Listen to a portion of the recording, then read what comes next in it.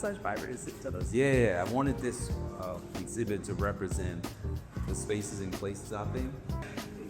You like that, right? Spaces and places. Spaces and places, you know what I mean?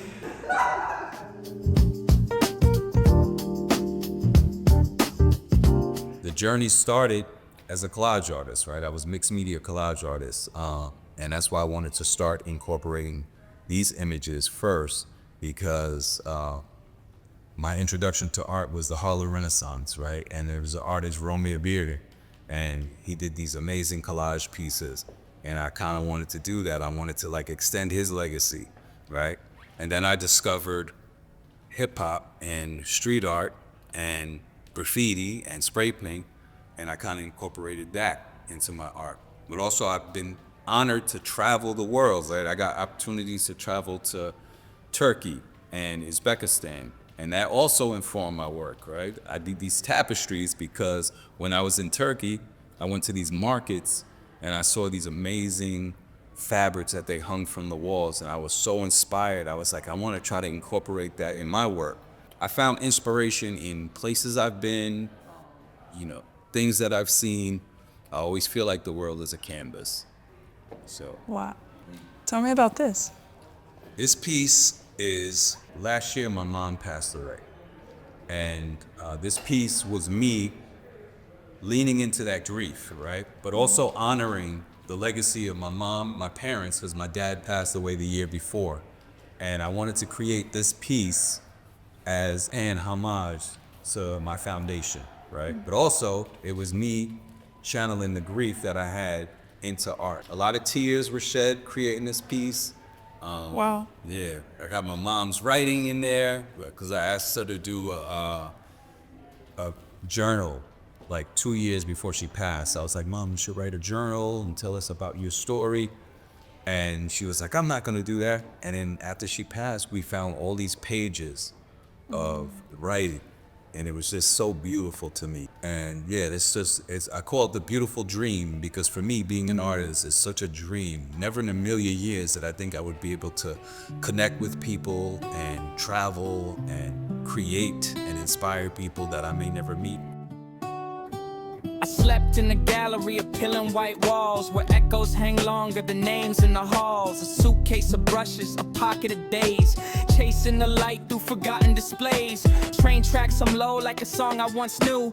Every town paints me in some different hue. A bench in the rain, a window at dusk. Art in the fleeting, the fragile, the rust. Spaces and places, they carry my name. Not carved in the stone, but breathe in a flame. I live in the moment, I fade as I go. A ghost in the colors nobody owns. Spaces and places, I'm passing them through. You've been traveling a lot. I went to Paris. Amazing. Yeah. I remember we talked about you wanting to go, and you kind of... I've been wanting to go all my life. Wow. And like, I finally had the funds and I just went. I went with a program that like immersed me in the culture, and I felt safe as a young woman, which was really a lot of hesitation to just go. So, I feel like travel is the best education you can get. You know what I'm saying? It's like, yeah. immersing yourself in a different culture kind of expands you, right? I love that.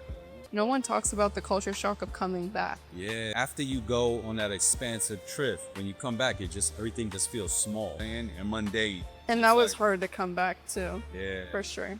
Yeah. Also, you need to take that trip with you, you know, like bring it back home with you and let it expand you, right? Yeah. And then travel somewhere else. And that's where I'm at. I'm just like sitting with it and settling with that experience, and like I'm coming up with new ideas from that.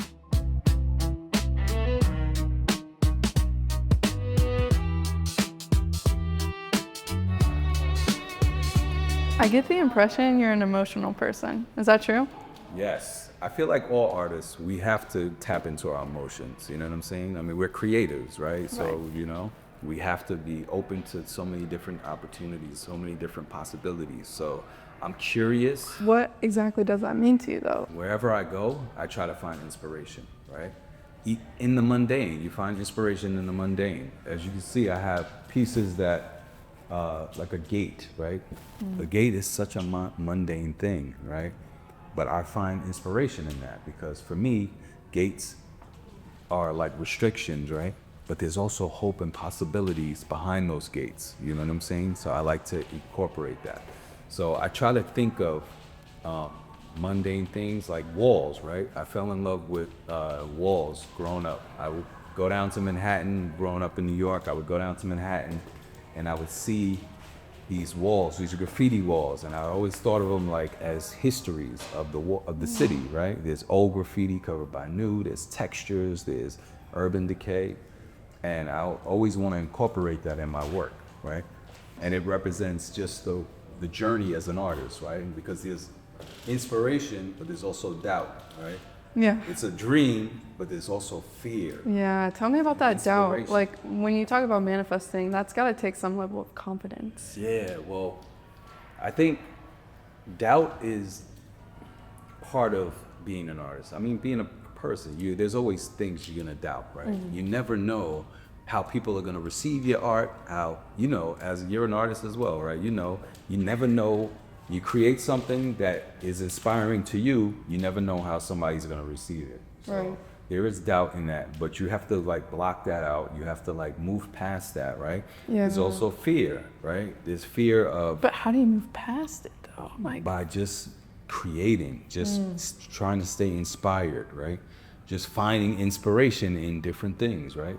Staying curious, right? have you ever tried to, like, force inspiration and it doesn't really come?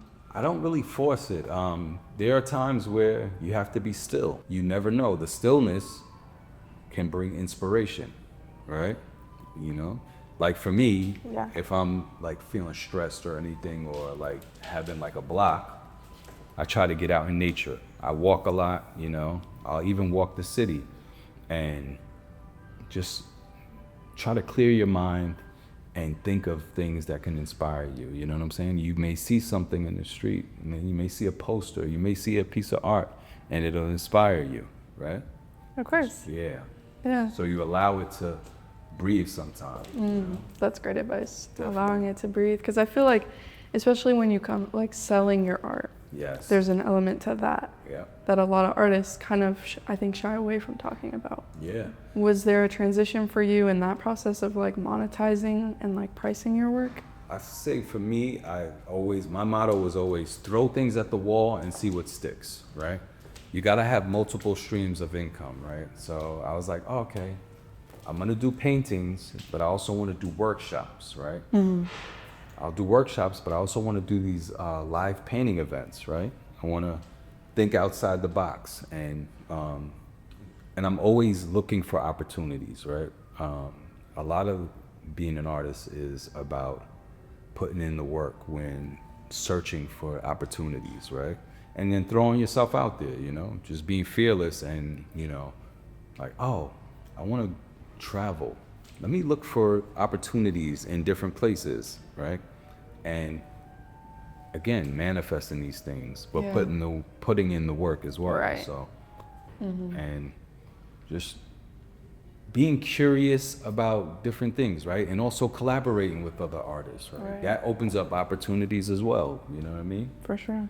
So I like to collaborate with not only visual artists, but dancers, with musicians, because it's a dialogue that you create, right? A canvas leaned up in a half-empty room where laughter and silence both equally bloom. A woman walked by, said, "You're chasing a dream." I said, "No, I'm tracing what's already been seen." Under street lights, the pavement can glow like a masterpiece. Nobody thinks to know. A diner at midnight, a cup going cold. Stories of brushstrokes, reckless and bold. Spaces and places, they carry my name. Not carved in the stone, but breathe in a flame. I live in the moment, I fade as I go. A shadow and colors nobody owns. Spaces and places, I'm passing them through. But they leave their mark in everything I do. What is a place if it don't let you change?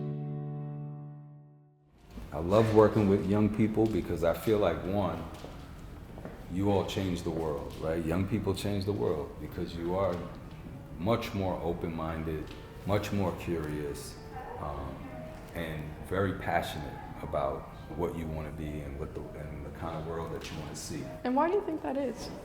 I think it's just you're not jaded as much, right? I feel like young people are more fearless. Youth is fearless, you know? So whenever I work with young people, one, I always tell them, you guys inspire me, you change the world, you guys, your voices change the world, right? But also I want them, whenever I do workshops, I want them to tap into their own creative energy, right? So I'm like, hey, I got 3 rules when it comes to my art workshops. One is no mistakes in art. It's all about your unique creative expression, right? You know? There are no rules. There's no rules, right? Yeah. 2, we gotta support each other as a community of artists, right? Yes, that's That's important. the most important thing. Yeah. Because we're stronger together as creators, right? For sure. I never compete with other artists. I always want us all to win, right? And I feel like that's possible, you know? So I never compete with artists. And my 3rd rule, the most important, is have fun, right? Yes. Creativity should be fun, man, you know? So I just throw music on and we just go. And you can see how it just expands them, you know what I mean? Yeah.